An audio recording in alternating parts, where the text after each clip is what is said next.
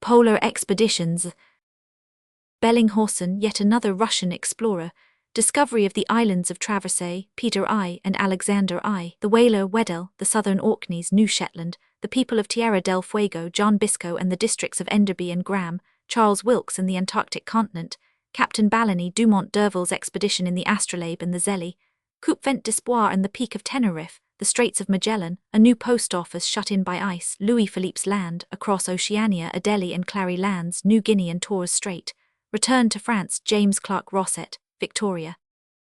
We have already had occasion to speak of the Antarctic regions, and the explorations made there in the 17th, and at the end of the 18th century, by various navigators, nearly all Frenchmen, amongst whom we must specially note La Roche, discoverer of New Georgia in 1675, Bouvet, Kerguelen, Marion and Crozet. The name of Antarctic is given to all the islands scattered about the ocean which are called after navigators, as well as those of Prince Edward, the Sandwich Group, New Georgia and C. It was in these latitudes that William Smith, commander of the brig William, trading between Montevideo and Valparaiso, discovered in 1818 the southern Shetland Islands, arid and barren districts covered with snow, on which, however, collected vast herds of seals, animals of which the skins are used as furs, and which had not before been met with in the southern seas. The news of this discovery led to a rush of whaling vessels to the new hunting grounds, and between 1821 and the number of seals captured in this archipelago is estimated at 32,000, whilst the quantity of sea elephant oil obtained during the same time may be put down at 940 tons. As males and females were indiscriminately slaughtered, however, the new fields were soon exhausted. The survey of the 12 principal islands, and of the innumerable and all but barren rocks making up this archipelago, occupied but a short time. Hunting sea elephants. Hunting sea elephants. 2 years later Botwell discovered the southern Orkneys, and then Palmer and other whalemen sighted, or thought they sighted, districts to which they gave the names of Palmer and Trinity. More important discoveries were, however, to be made in these Hyperborean regions, and the hypothesis of Dalrymple, Buffon and other scholars of the 18th century, as to the existence of a southern continent, forming, so to speak, a counterpoise to the North Pole, was to be unexpectedly confirmed by the work of these intrepid explorers. The Navy of Russia had now for some years been rapidly gaining in importance, and had played no insignificant part in scientific research. We have related the interesting voyages of most Russian circumnavigators, but we have still to speak of Bellinghausen's voyage round the world, which occupies a prominent place in the history of the exploration of the Antarctic seas. The Vostok, Captain Bellinghausen, and the Mirny, commanded by Lieutenant Lazar, left Kronstadt on the 3rd July 1819, en route for the Antarctic Ocean. On the 15th December, southern Georgia was sighted, and 7 days later an island was discovered in the southeast, to which the name of Traversay was given, and the position of which was fixed at 52 degrees 15 S lat and degrees 21 W long, reckoning from the Paris meridian. Continuing their easterly course in S lat, 60 degrees for 400 miles as far as W long, 187 degrees, the explorers then bore south to S lat, 70 degrees, where their further progress was arrested by a barrier of ice. Bellinghausen, nothing daunted, tried to cut his way eastwards into the heart of the polar circle, but at 44 degrees E long, he was compelled to return northwards. After a voyage of 40 miles, a large country hove in sight, which a whaler was to discover 12 years later when the ice had broken up.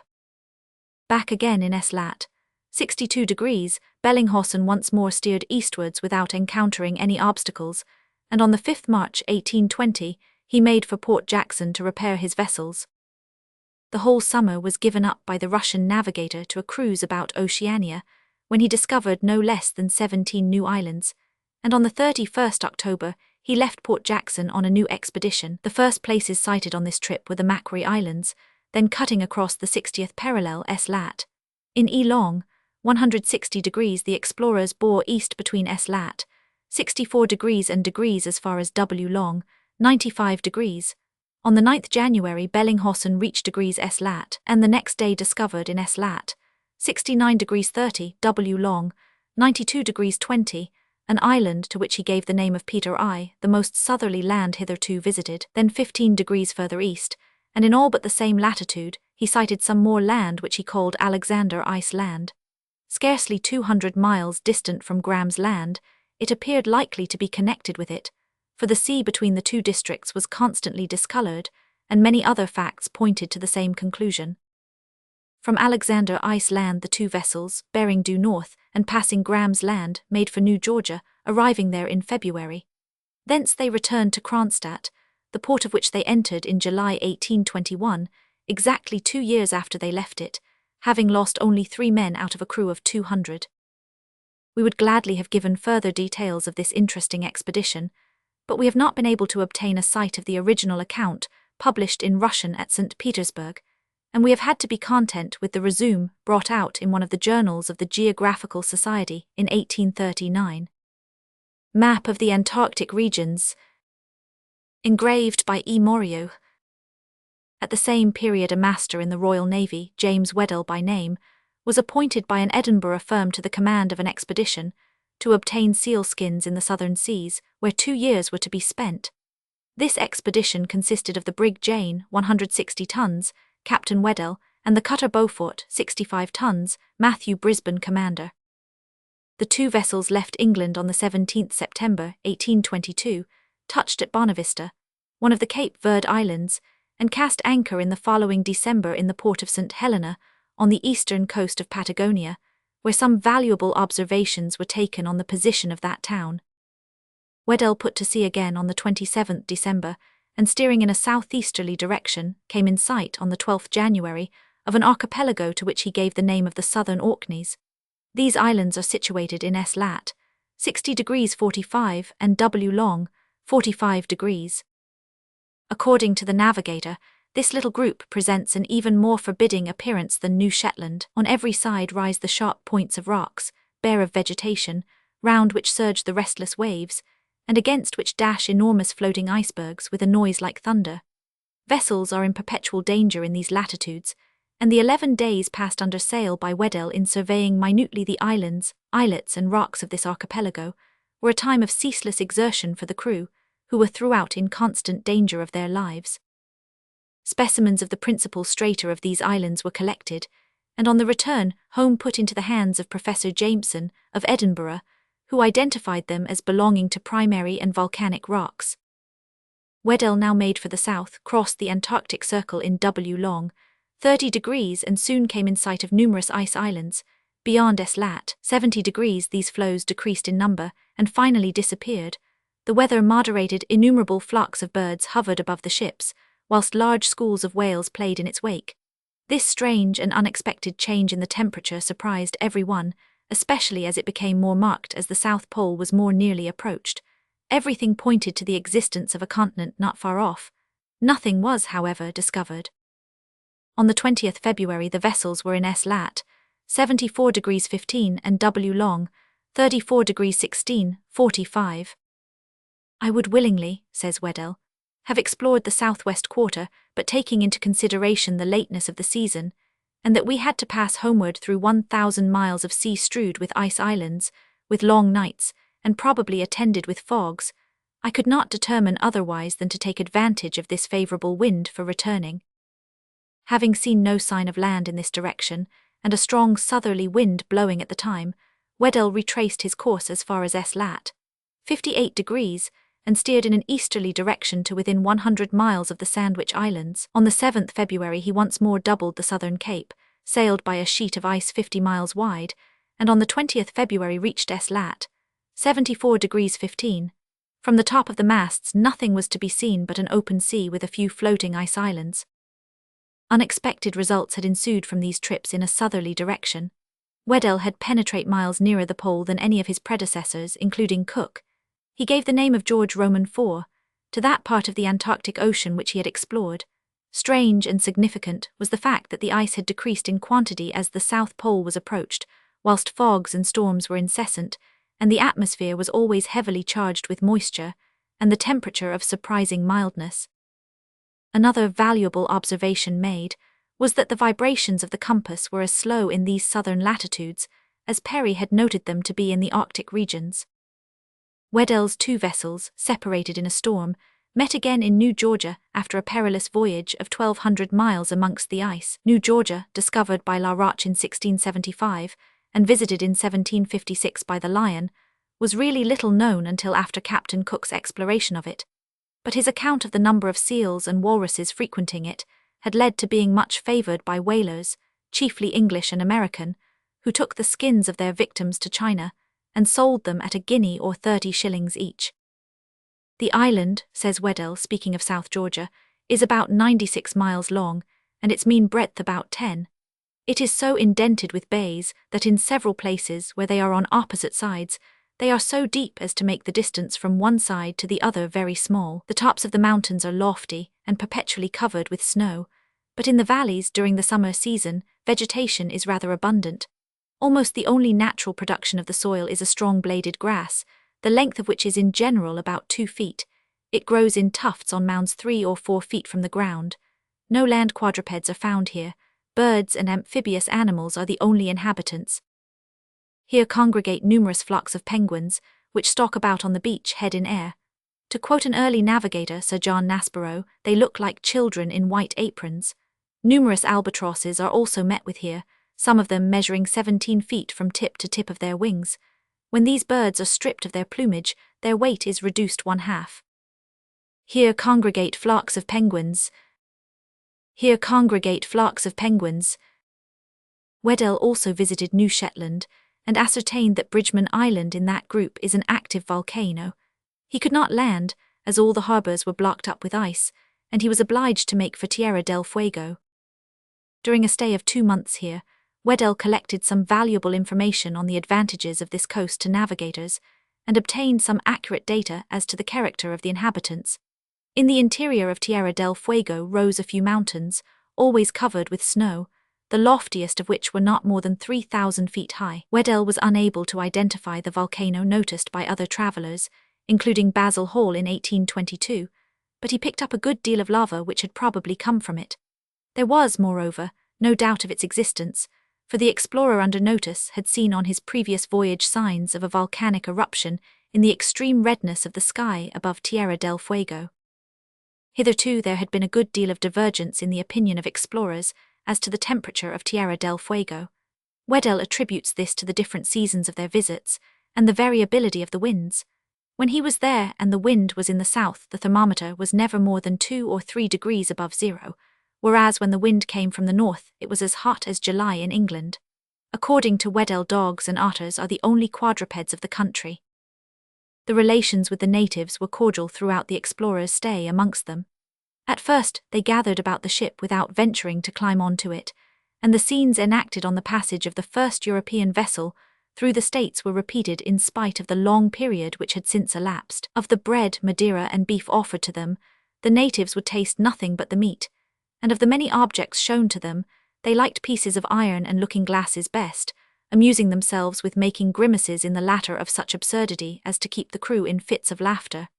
Their general appearance, too, was very provocative of mirth. Their jet-black complexions, blue feathers, and faces streaked with parallel red and white lines, like tick, made up a whole of the greatest absurdity, and many were the hearty laughs the English enjoyed at their expense. Presently disgusted at receiving nothing more than the iron hoops of casks from people possessed of such wealth, they proceeded to annex all they could lay hands on. These thefts were soon detected and put a stop to, but they gave rise to many an amusing scene, and proved the wonderful imitative powers of the natives. A sailor had given a Fugan, says Weddell, a tin pot full of coffee which he drank, and was using all his art to steal the pot. The sailor, however, recollecting after a while that the pot had not been returned, applied for it, but whatever words he made use of were always repeated in imitation by the Fugan. At length he became enraged at hearing his requests reiterated, and placing himself in a threatening attitude in an angry tone, he said, "You copper-coloured rascal, where is my tin pot?" The Fugan, assuming the same attitude with his eyes fixed on the sailor, called out, "You copper-coloured rascal, where is my tin pot?" The imitation was so perfect that every one laughed except the sailor, who proceeded to search him, and under his arm he found the article missing. The sterile mountainous districts in this rigorous climate of Tierra del Fuego furnish no animal fit for food, and without proper clothing or nourishment the people are reduced to a state of complete barbarism. Hunting yields them hardly any game, fishing is almost equally unproductive of results. They are obliged to depend upon the storms which now and then fling some huge cetacean on their shores, and upon such salvage they fall tooth and nail, not even taking the trouble to cook the flesh. In 1828, Henry Foster, commanding the Chanticleer, received instructions to make observations on the pendulum, with a view to determining the figure of the Earth. This expedition extended over 3 years, and was then, i.e. in 1831, brought to an end by his violent death by drowning in the River Chagres. We allude to this trip because it resulted, on the 5th January, 1829, in the identification and exploration of the southern Shetlands. The commander himself succeeded in landing, though with great difficulty, on one of these islands, where he collected some specimens of the syenite of which the soil is composed, and a small quantity of red snow, in every respect similar to that found by explorers in the Arctic regions. Of far greater interest, however, was the survey made in 1830 by the whaler John Biscoe. The brig Tula, 140 tons, and the cutter Lively, left London under his orders on the 14th July, 1830. These two vessels, the property of Messrs. Enderby, were fitted up for whale fishing, and were in every respect well qualified for the long and arduous task before them, which, according to Biscoe's instructions, was to combine discovery in the Antarctic seas with whaling. After touching at the Falklands, the ship started on the 27th November on a vain search for the Aurora Islands, after which they made for the Sandwich Group, doubling its most southerly cape on the 1st January, 1831. In 59 degrees S lat, masses of ice were encountered, compelling the explorers to give up the southwestern route, in which direction they had noted signs of the existence of land. It was therefore necessary to bear east, skirting along the ice as far as W long, 9 degrees 34. It was only on the 16th January that Biscoe was able to cross the 60th parallel of S lat. In 1775, Cook had here come to a space of open sea 250 miles in extent, yet now an insurmountable barrier of ice checked Biscoe's advance. Continuing his southwesterly course as far as 68 degrees 51 and degrees E long, the explorer was struck by the discoloration of the water, the presence of several eaglets and Cape pigeons, and the fact that the wind now blew from the south-southwest, all sure tokens of a large continent being near. Ice, however, again barred his progress southwards, and he had to go on in an easterly direction, approaching nearer and nearer to the Antarctic Circle. At length on the 27th February, says Disborough Cooley, in S lat, 65 degrees 57 and E long, 47 degrees 20 land was distinctly seen. This land was of considerable extent, mountainous and covered with snow.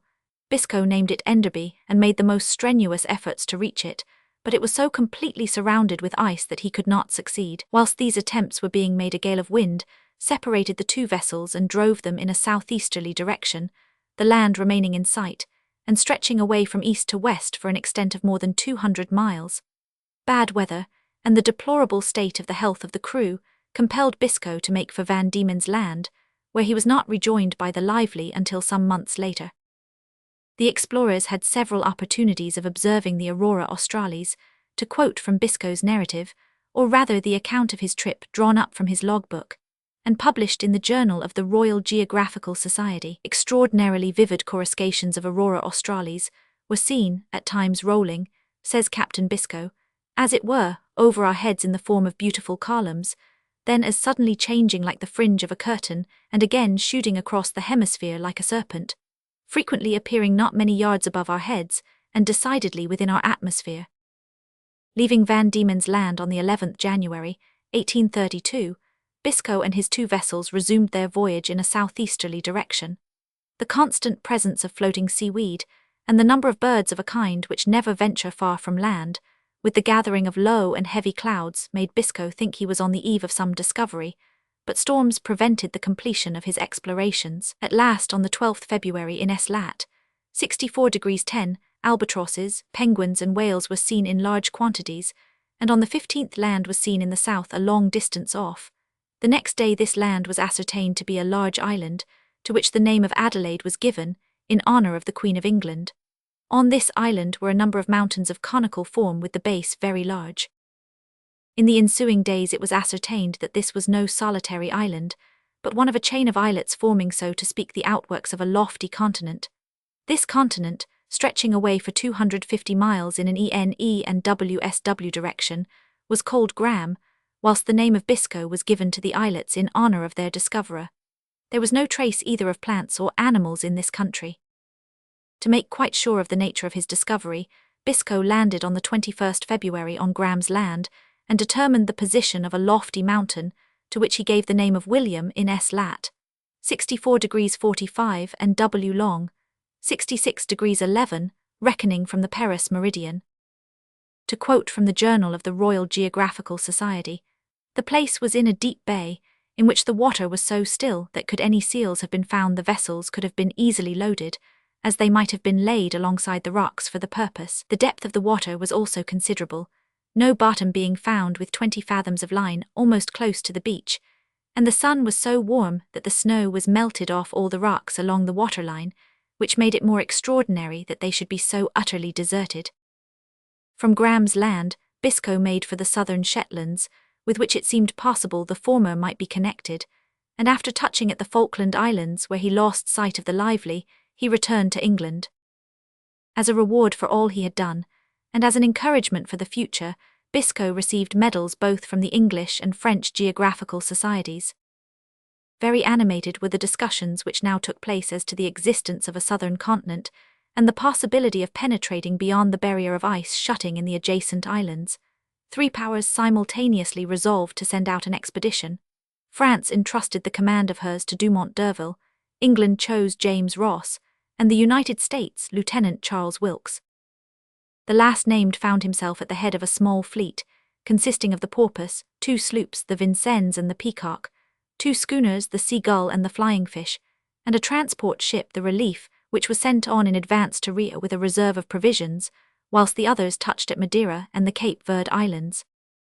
From the 24th November 1838 to the 6th January 1839, the squadron remained in the Bay of Rio de Janeiro, whence it sailed to the Rio Negro, not arriving at Port Orange, Tierra del Fuego, until the 19th February 1839.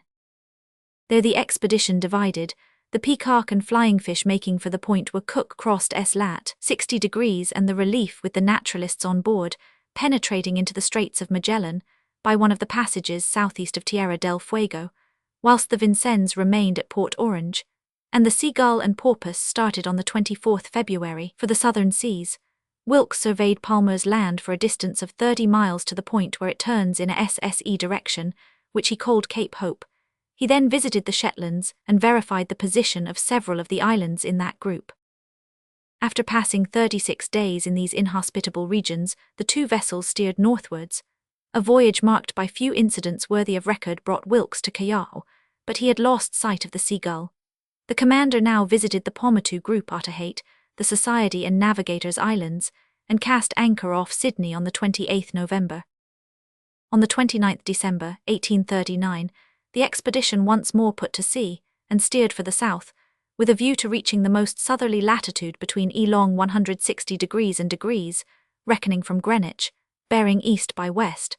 The vessels were at liberty to follow out separate courses, a rendezvous being fixed in case of their losing sight of each other. Up to January 22nd, numerous signs of land were seen, and some officers even thought they had actually caught sight of it, but it turned out, when the various accounts were compared at the trial Wilkes had to undergo on his return, that it was merely through the accidental deviation before the 22nd January of the Vincennes, in a northerly direction, that the English explorers ascertained the existence of land. Not until he reached Sydney did Wilkes, hearing that 500 Urville had discovered land on the 19th January, pretend to have seen it on the same day. Dumont d'Urville. These facts are established in a very conclusive article published by the hydrographer Dorsey in the Bulletin de la Société de Géographie.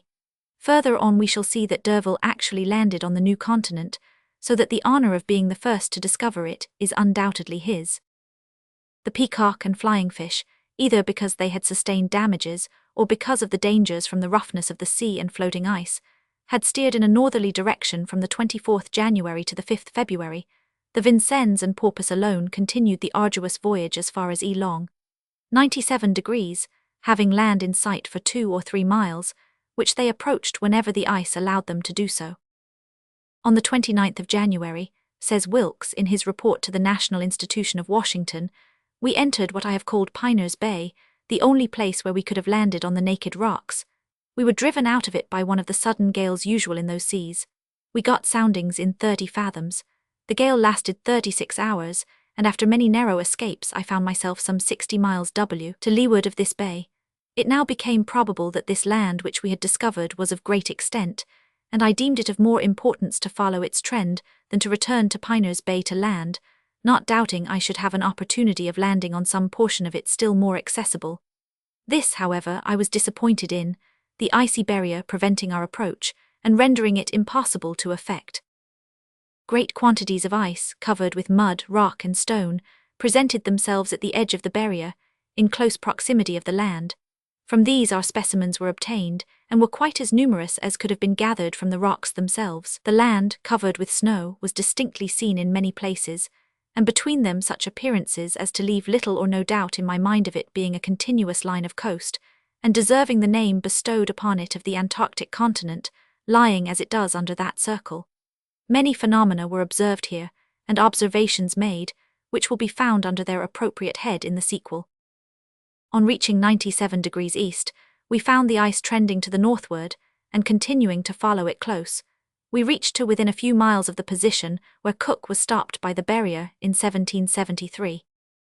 Piners Bay, where Wilkes landed, is situated in E long, 140 degrees, reckoning from Paris.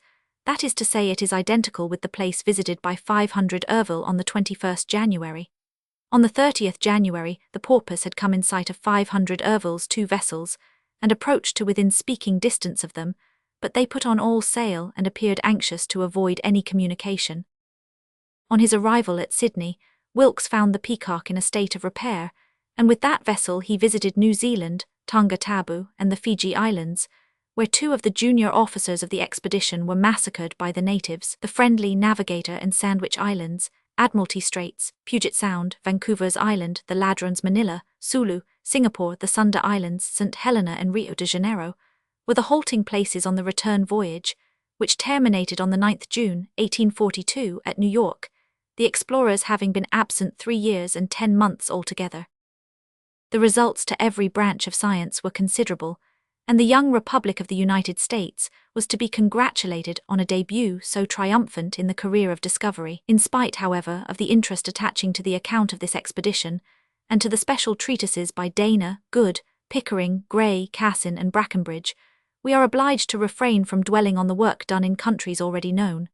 The success of these publications beyond the Atlantic was, as might be expected in a country boasting of so few explorers, immense. Whilst Wilkes was engaged in his explorations, i.e. in 1839, Balleny, captain of the Elizabeth Scott, was adding his quota to the survey of the Antarctic regions. Starting from Campbell Island on the south of New Zealand, he arrived on the 7th February in S. lat. 67 degrees 7, and W. long, 164 degrees 25, reckoning from the Paris meridian. Then bearing west and noting many indications of the neighbourhood of land, he discovered 2 days later a black band in the southwest, which, at 6 o'clock in the evening, he ascertained beyond a doubt to be land. This land turned out to be 3 islands of considerable size, and Balleny gave them his own name. As may be imagined, the captain tried to land, but a barrier of ice prevented his doing so. All he could manage was the determination of the position of the central isle, which he fixed at S. lat. 66 degrees 44, and W. long, 162 degrees 25. On the 14th February, a lofty land, covered with snow, was sighted in the WSW the next day. There were but 10 miles between the vessel and the land. It was approached as nearly as possible, and then a boat was put off, but a beach of only 3 or 4 feet wide, with vertical and inaccessible cliffs rising beyond it, rendered landing impossible, and only by getting wet up to their waists were the sailors able to obtain a few specimens of the lava characteristic of this volcanic district. Only by getting wet up to their waists. Yet once more on the 2nd March in S. lat. 65 degrees and about W. long, 120 degrees 24, land was seen from the deck of the Elizabeth Scott. The vessel was brought to for the night, and the next day an attempt was made to steer in a southwest direction, but it was impossible to get through the ice barrier. Naming the new discovery Sabrina, Balleny resumed his northerly route without being able further to verify his discoveries. In 1837, just as Wilkes had started on his expedition, Captain Dumont d'Urville proposed to the Minister of Marine a new scheme for a voyage round the world, the services rendered by him in 1921 in a hydrographic expedition, in 1822 and on the Coquille, under Captain Duperrey, and lastly in 1826-29 on the Astrolabe, had given him an amount of experience which justified him in submitting his peculiar views to the government, and to supplement so to speak the mass of information collected by himself and others in these little-known latitudes. The minister at once accepted 500 Urville's offer and exerted himself to find for him enlightened and trustworthy fellow-workers. 2 corvettes, the Astrolabe and the Zélie, fitted up with everything which French experience had proved to be necessary, were placed at his disposal, and amongst his colleagues were many who were subsequently to rise to the rank of general officers, including Jacquinart, commander of the Zélie, Coupvent d'Espoir, Du Bouzet, Tardy de Montravel, and Perigot, all well-known names to those interested in the history of the French Navy.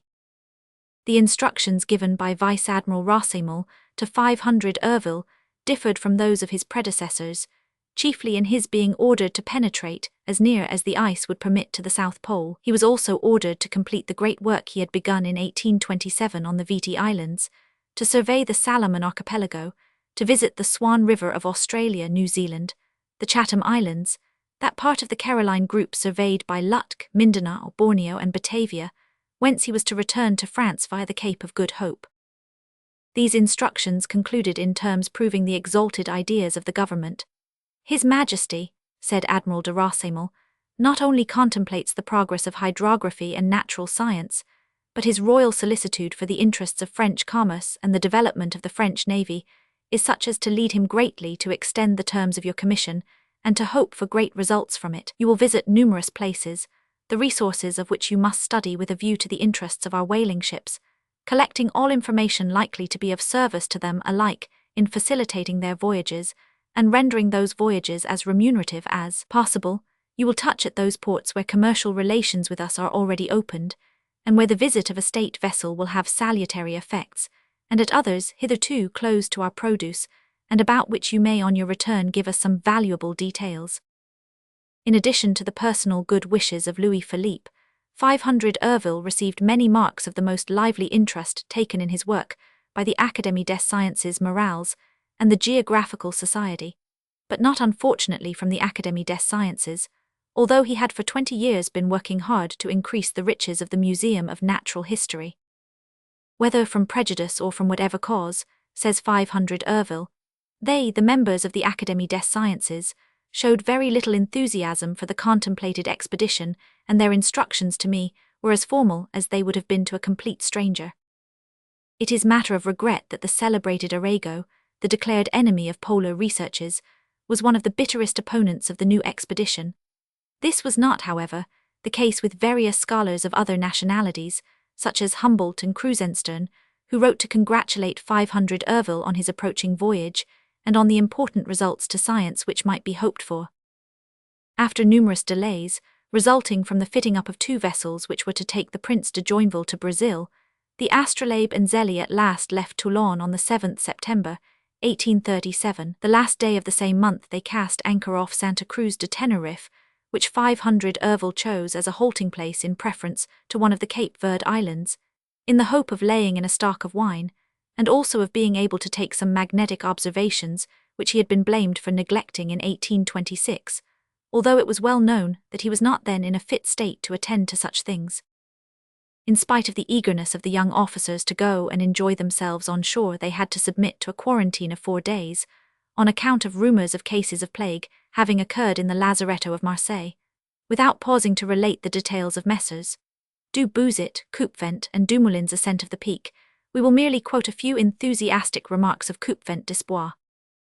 Arrived, says that officer, at the foot of the peak, we spent the last hour of the ascent in crossing cinders and broken stones, arriving at last at the longed-for goal, the loftiest point of this huge volcano. The smoking crater presented the appearance of a hollow sulphurous semicircle about 1,200 feet wide and feet deep, covered with the debris of pumice and other stones. The thermometer, which had marked 5 degrees at 10 a.m., got broken through being placed on the ground where there was an escape of sulphuric vapor. There are upon the sides and in the crater numerous fumaroles which send forth the native sulphur, which forms the base of the peak. The rush of the vapor is so rapid as to sound like shots from a cannon. The heat of the ground is so great in some parts that it is impossible to stand on it for a minute at a time. Look around you and see if these 3 mountains piled one upon the other do not resemble a staircase built up by giants, on which to climb to heaven. Gaze upon the vast streams of lava, all issuing from one point which form the crater, and which a few centuries back you could not have trodden upon with impunity. See the Canaries in the distance, look down, ye pygmies, on the sea, with its breakers dashing against the shores of the island, of which you for the moment form the summit. See for once, as God sees, and be rewarded for your exertions, ye travellers, whose enthusiasm for the grand scenes of nature has brought you some 12,182 feet above the level of the ocean. We must add that the explorers testified to the brilliancy of the stars, as seen from the summit of the peak, the clearness of all sounds, and also to the giddiness and headache known as mountain sickness. Whilst part of the staff were engaged in this scientific excursion, several other officers visited the town, where they noticed nothing special except a narrow walk called the Alameda, and the Church of the Franciscans. The neighborhood, however, is interesting enough on account of the curious aqueducts for supplying the town with water, and the Merced forest which in 500 Ervil's opinion might more justly be called a coppice, for it contains nothing but shrubs and ferns. The population seemed happy but extremely lazy, economical but horribly dirty, and the less said about their morals the better. On the 12th October the 2 vessels put to sea again, intending to reach the polar regions as soon as possible. Motives of humanity, however, determined 500 Ervil to change his plans and touch at Rio, the state of an apprentice with disease of the lungs becoming so rapidly worse that a stay in the Arctic regions would probably have been fatal. The vessels cast anchor in the roadstead, not the Bay of Rio, on the 13th November, but they only remained there 1 day, that is to say, just long enough to land young Dupère, and to lay in a stock of provisions. The southerly route was then resumed.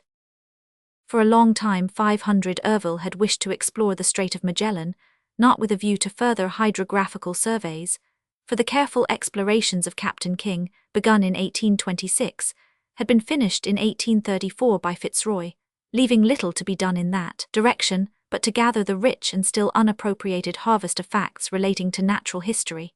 How intensely interesting it was, too, to note how real had been the dangers encountered by early navigators, such as the sudden veering of the wind and sea. What a good thing it would be to obtain further and more detailed information about the famous Patagonians, the subject of so many fables and controversies. Yet another motive led 500 Ervil to anchor off Port Famine, rather than off Staten Island. His perusal of the accounts of the work of explorers who had penetrated into the southern seas convinced him that the end of January and the whole of February were the best times for visiting these regions, for then only are the effects of the annual thaw over, and with them the risk of over-fatigue to the crews. Anchorage off Port Famine. Anchorage off Port Famine. This resolution once taken, 500 Ervil communicated it to Captain Jacquinot, and set sail for the strait. On the 12th December Cape Virgin was sighted, and Dumoulin, seconded by the young officers, began a grand series of hydrographical surveys. In the intricate navigation of the strait 500 Ervil, we are told, showed equal courage and calmness, skill and presence of mind, completely winning over to his side many of the sailors, who, when they had seen him going along at Toulon when suffering with the gout, had exclaimed, "Oh, that old fellow won't take us far." Now, when his constant vigilance had brought the vessels safely out of the strait, the cry was, "The man is mad. He's made us scrape against rocks, reefs, and land, as if he had never taken a voyage before, and we used to think him as useless as a rotten keel." We must now say a few words on the stay at Port Famine. Landing is easy, and there is a good spring and plenty of wood. On the rocks are found quantities of mussels, limpets, and whelks, whilst inland grows celery, and a kind of herb resembling the dandelion. Another fruitful source of wealth in this bay is fish, and whilst the vessels were at anchor, dragnets, trammels, and lines captured enough mullet, gudgeon, and roaches to feed the whole crew. As I was about to re-embark, says 500 Ervil, a little beryl was brought to me which had been found hung on a tree on the beach, near a post on which was written Post Office. Having ascertained that this beryl contained papers, I took it on board and examined them. They consisted of notes of captains who had passed through the Straits of Magellan, stating the time of their visits, the incidents of their passage, with advice to those who should come after them, and letters for Europe or the United States. It seemed that an American captain, Cunningham by name, had been the originator of this open-air post office. He had merely in April 1833 hung a bottle on a tree, and his fellow countryman Waterhouse had supplemented it by the post with its inscription. Lastly, Captain Carrick of the schooner Mary Ann from Liverpool passed through the strait in March 1837, on his way to San Blas, California, going through it again a second time on his way back on the 29th November 1837, that is to say, 16 days before our own visit, and he it was who had substituted the beryl for the bottle, adding an invitation to all who should succeed him to use it as the receptacle of letters for different destinations. I mean to improve this ingenious and useful contrivance by forming an actual post office on the highest point of the peninsula, with an inscription in letters of a size so gigantic as to compel the attention of navigators who would not otherwise have touched at Port Famine. Curiosity will then probably lead them to send a canoe to examine the box, which will be fastened to the post. It seems likely that we shall ourselves reap the first fruits of this arrangement, and our families will be agreeably surprised to receive news from us from this wild and lonely district, just before our plunge into the ice of the polar regions. At low tide the mouth of the Sedger River, which flows into Famine Bay, is encumbered with sandbanks. Some 1,000 feet further on the plain is transformed into a vast marsh, from which rise the trunks of immense trees, and huge bones, bleached by the action of time, which have been brought down by the heavy rainfall, swelling the course of the stream. Skirting this marsh is a fine forest, the entrance to which is protected by prickly shrubs. The commonest trees are the beech, with trunks between 80 and 90 feet high, and 3 or 4 in diameter, Winteria aromatica, a kind of bark which has long since replaced the cinnamon, and a species of barberry. The largest beeches seen by 500 Ervil measured 15 feet in diameter, and were about 150 feet high. Unfortunately, no mammiferous animals or reptiles, or fresh or salt water shellfish are found on these coasts, and 1 or 2 different kinds of birds with a few lichens and mosses were all the naturalist was able to obtain. Several officers went up the Sedger in a yawl till they were stopped by the shallowness of the water. They were then 7.5 miles from the mouth, and they noted the width of the river where it flows into the sea to be between 90 and 100 feet. It would be difficult, says M. de Montravel, to imagine a more picturesque scene than was spread out before us at every turn. Everywhere was that indescribable wildness which cannot be imitated, a confused mass of trees, broken branches, trunks covered with moss, which seemed literally to grow before our eyes.